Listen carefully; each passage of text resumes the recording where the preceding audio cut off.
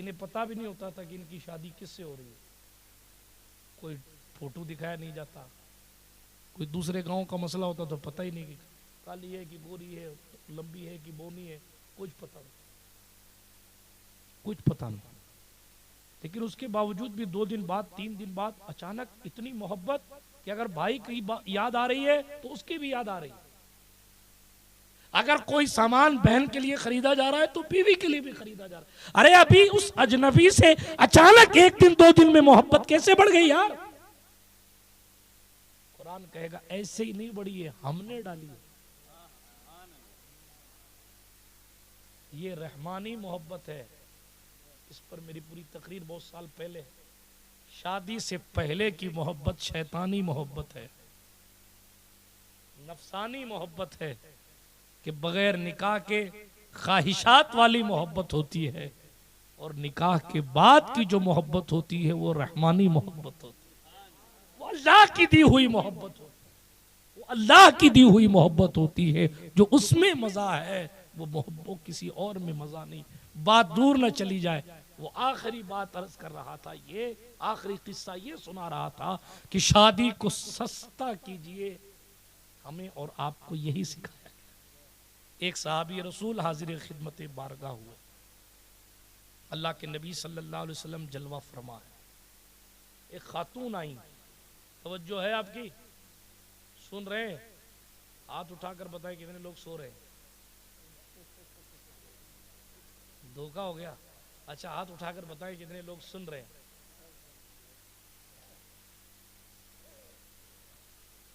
ہاں سنیے بات کو ختم۔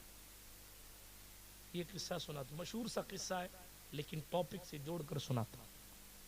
ہمارے اور آپ کے نبی تشریف فرما ہے صلی اللہ علیہ وسلم، ایک عورت آئی، اس عورت نے آ کر کہا یا رسول اللہ، اے اللہ کے نبی صلی اللہ علیہ وسلم، آپ میرا نکاح کسی سے کر دیجئے یا خود کر لیجئے۔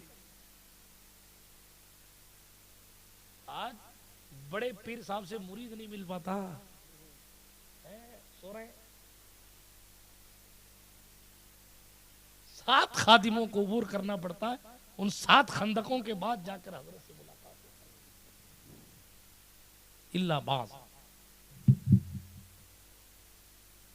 اللہ کی پناہ۔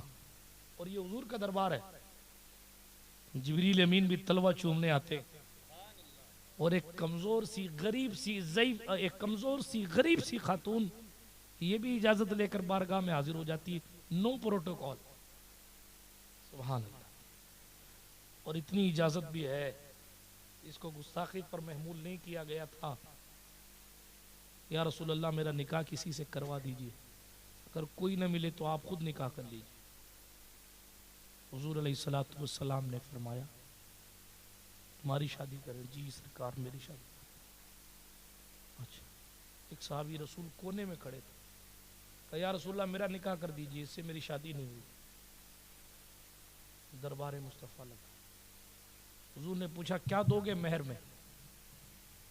یہ رشتہ طے ہو رہا ہے، ہمارے کتنی ماتھا بوڑی ہوتی ہے رشتہ طے کرنے۔ خاتون نے کہا میں شادی کی عمر ہے، مرد نے کہا میں نے شادی کرنی ہے۔ حضور نے قانون بتاتے ہوئے پوچھا مہر کیا ہے؟ کیا دو گے مہر؟ شریعت مطہرہ میں 10 درہم کم سے کم مہر ہونی چاہیے، 10 درہم تقریباً 3.25 تولہ چاندی، راؤنڈ فگر 3 تولہ چاندی، اس سے کم کی 3.25 تولہ چاندی کی قیمت سے کم اگر مہر رکھی گئی تو مہر نہیں ہوگی، پھر مہر مثل کی طرف ٹرانسفر کیا جائے گا۔ کم پڑھا لکھا آدمی ہوں لیکن چھوٹا سا مسئلہ آپ کو بتایا، بات سمجھ میں آئی؟ ہاں، کم سے کم 3.25 تولہ چاندی کی قیمت مہر میں ہونی چاہیے، بات سمجھ میں آگئی آپ کو؟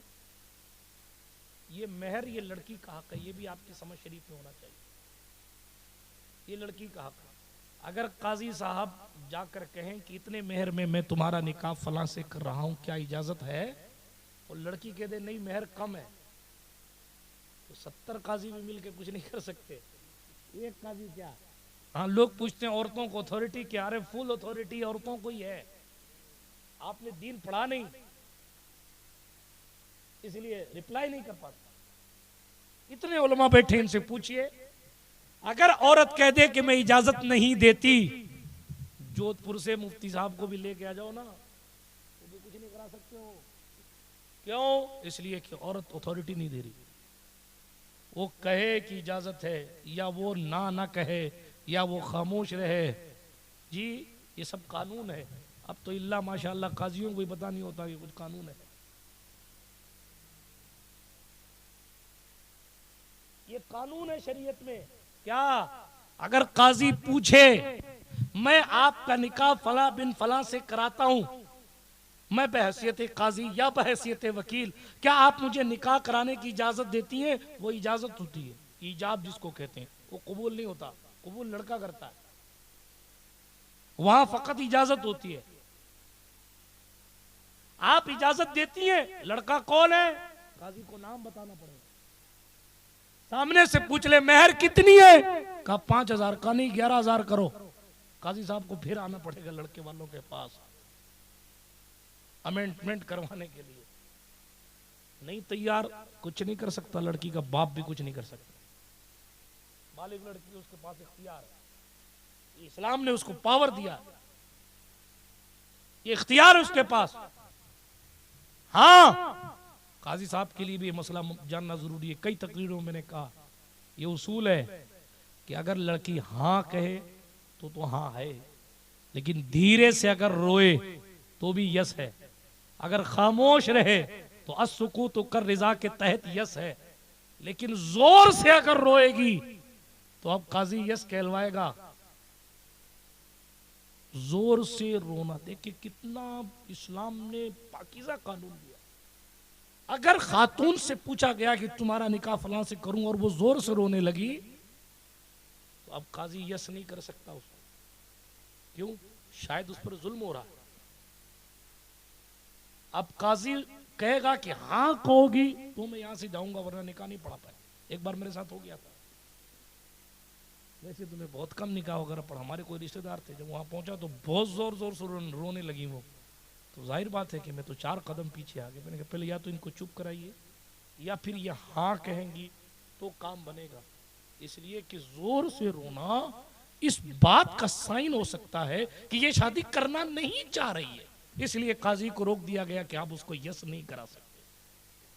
جب وہ نارمل ہوگی یا روتے روتے کہے کہ ہاں میری طرف سے اجازت ہے کہ آپ نکاح کرائیں، اب جب تک ہاں نہیں کہے گی تب تک کہ آپ اس کو یس نہیں کریں۔ دیکھیے آپ کتنا پاکیزہ، لیکن پرانی بات ہے لیکن پھر دوہراتا ہوں، دلہن کو بھی پتا نہیں ہوتا کہ میرے پاس آج کتنا پاور ہے، دولہے کو بھی پتا نہیں ہوتا کہ میرے پاس آج کتنا پاور ہے۔ وہ بیچارہ ڈر کے مارے، شریف صاحب سے پوچھیے، ایک نعت خواں کی شادی میں گئے تھے ہم لوگ، اور قاضی صاحب آئے نکاح پڑھانے کے لیے، ایک طرف ایک قاضی صاحب بیٹھے تھے، ایک طرف میں بیٹھا تھا، اور قاضی صاحب بیچ میں آ کے قبول ہے؟ دولہا اتنا ڈرا ہوا تھا کہ ہاں قبول ہے۔ میں نے دوسرے قاضی صاحب جو سامنے بیٹھے تھے ان کا ہاتھ پکڑ کے کہا ایک بار اوریجنل والا قبول کروا لے بھائی، پتہ نہیں کچھ اور قبول کروا دیا۔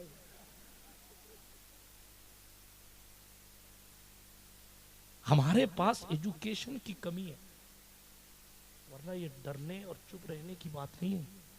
شوہر، وہ لڑکا، وہ دولہا دوبارہ پوچھ سکتا ہے کہ قاضی جی کون سی لڑکی ہے، کہاں رہتی ہے، کتنا مہر رکھا، مہر مطلق ہے، مؤخر ہے، معجل ہے، مؤجل ہے، کیا ہے؟ شوہر کو، ہونے والے شوہر کو یہ اختیار ہے، اور پھر کہہ دے کہ نہیں ابھی مجھے قبول نہیں ہے، کل آنا، تو حضرت کو کل تشریف لے جانا پڑے گا، ایک دن اور دعوت کرنی پڑے گی۔ بہرحال وہ کہتے ہوتے نہیں ہے کوئی، تو خدا نہ کرے کہ کوئی کہے، میں آپ کو صرف آگاہ کر رہا ہوں کہ اتنا اختیار ہے اس کے پاس، پاور۔ بہرحال لیکن کہنے کا معنی یہ ہے شادی سستی ہونی چاہیے، کوشش کریں گے انشاءاللہ۔ یہ جو میں اتنا دم لگا رہا ہوں اس لیے تاکہ سستی، حضور کی پسندیدہ وہی شادی ہے جو خرچے کے حساب سے کم۔ اس میں آپ ناک کا سوال مت بنائے جی فلاں نے اتنا دیا تو ہم اتنا دیں گے، نہیں، فلاں کو اتنا حساب دینا ہے تو آپ بھی اتنا حساب دینے کے لیے تیار۔ نزہۃ المجالس سے ایک روایت کئی بار میں سنا چکا ہوں کہ رسول گرامی وقار علیہ الصلوۃ والسلام کے دیوانوں، اس روایت میں یہ ہے کہ ایک مالدار شخص ایک غریب سے 40 سال کے بعد جنت میں پہنچے گا۔ کتنے سال؟ 40 سال۔ تو جب وہ پہنچے گا نا تو غریب پوچھے گا کہ بھائی صاحب سیٹھ جی کہاں تھے 40 سال؟ تو کہے گا حساب دے رہا تھا، جبکہ ایک نمبر کما کے حلال پیسہ ہوئے، آئی پی ایل کے سٹیریوں کی بات نہیں کر رہا، سود خوروں کی بات نہیں کر رہا، حرام کمانے والوں کی بات نہیں کر رہا، دوسروں کا گھر دبا لینے والوں کی بات نہیں کر رہا، حلال کما کے پرفیکٹ جگہ خرچہ کیا، فضول خرچی نہیں کری، تو حساب دینے میں 40 سال لگ گئے۔ اور اس روایت میں ہے سیٹھ جی کہتے ہیں میرے بدن سے اتنا پسینہ گرا کہ اگر 300 اونٹوں کو بھی پلایا جاتا تو 300 اونٹ کی پیاس ختم ہو جاتی، میرا پسینہ ختم نہیں۔ آپ بتائیے یہ حساب ہے۔ اسی لیے مولا علی فرمایا کرتے تھے یہ دنیا ہے دنیا، اس کے پیچھے نہ بھاگا کرو، اس کے حرام پر عذاب ہے، اس کے حلال پر حساب ہے، اس کے حلال پر حساب ہے، اس کے حرام پر عذاب ہے۔ حلال بھی ملے گا تو بھی حساب تو دینا پڑے گا۔ بات سمجھ آئی؟ اسی لیے سستا کی، سستے میں ہی حضور کی رضا ہے، سستا کرنا ہی اسلام کی پاکیزہ تعلیم ہے۔ تو اس خدمت اقدس میں خاتون آئیں، سرکار نے پوچھا کیا مہر دو گے؟ جس شخص نے صحابی نے کہا میرا نکاح کرا، تو واقعہ یاد ہے نا آپ کو، بھول تو نہیں گیا؟ وہ عورت آئی کہ سرکار میرا نکاح کسی سے کرا دیجئے۔ حضور علیہ الصلوۃ والسلام کی خدمت میں کونے میں ایک صحابی موجود تھے، انہوں نے کہا سرکار میرا نکاح کرا دیجئے۔ حضور علیہ الصلوۃ والسلام نے فرمایا کیا دو گے مہر میں؟ کہا حضور میرے پاس تو کچھ نہیں، خالی آدمی، غریب آدمی، میرے پاس کچھ نہیں۔ حضور نے فرمایا صلی اللہ علیہ وآلہ وسلم جاؤ اپنے گھر میں دیکھ کے آؤ، کوئی لوہے کا ٹکڑا ہے تمہارے گھر؟ کیا چیز؟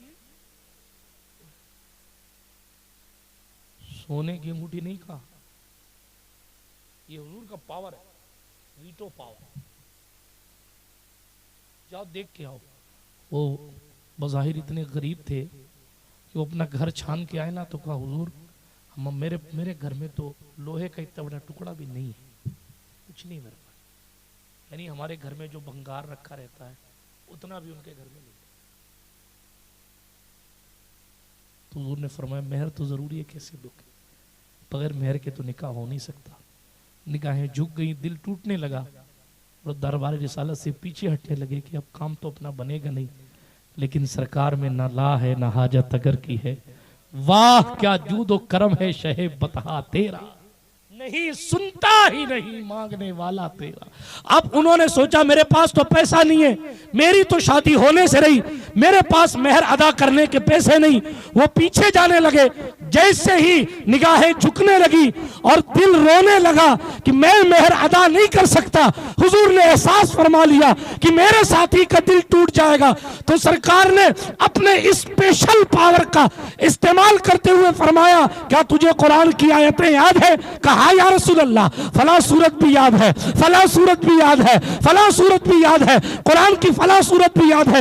حضور نے فرمایا پھر جا، میں تیرا نکاح اس خاتون سے کرتا ہوں، اور مہر یہ ہے کہ تو اسے قرآن مقدس کی فلاں فلاں سورتیں یاد کرا دینا، جاؤ اسی میں تمہارا مہر ادا ہو جائے۔ ہاں لیکن یہ صرف تیرے لیے ہے، آزا لکا ولا لغیرک، یہ صرف تیرے لیے ہے، قانون نہیں ہے یہ۔ ورنہ آج حافظ صاحب قرآن کی آیتیں پڑھا کے نکاح کر لیتے، لیکن صاحب اس وقت حضور نے فرمایا تمہارے پاس پیسہ نہیں ہے، تمہارے پاس غربت ہے، تو جاؤ قرآن کی چند سورتیں اسے یاد کرا دینا، تمہارا مہر ادا ہو۔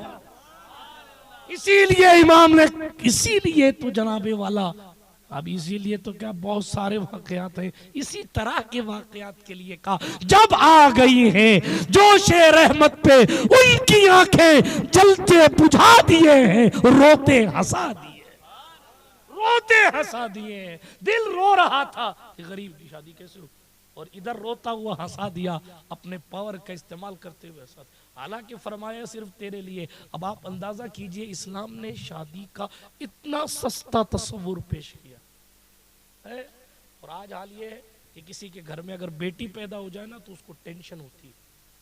کیوں؟ وہ اسی دن سے جہیز کا انتظام کرنے لگتا ہے۔ کیا ہم زمانے جاہلیت کے معاملات کی طرف نہیں بڑھنے لگے؟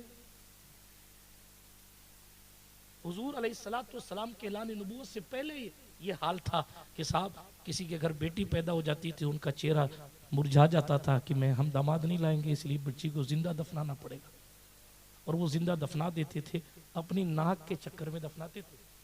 ریزن کیا تھا؟ پوچھیے اتنے علماء بیٹھے ہیں، ریزن کیا تھا اور سبب کیا تھا؟ سبب یہی تھا کہ ہم جوائی نہیں لانا چاہتے، داماد کے سامنے ہمیں جھکنا پڑے گا، اس لیے ہم داماد نہیں لانا چاہتے۔ لڑکی بڑی ہوگی تو داماد لانا پڑے گا، اس لیے لڑکی بڑی نہیں ہونے دیتے تھے، زندہ دفنا دیتے تھے۔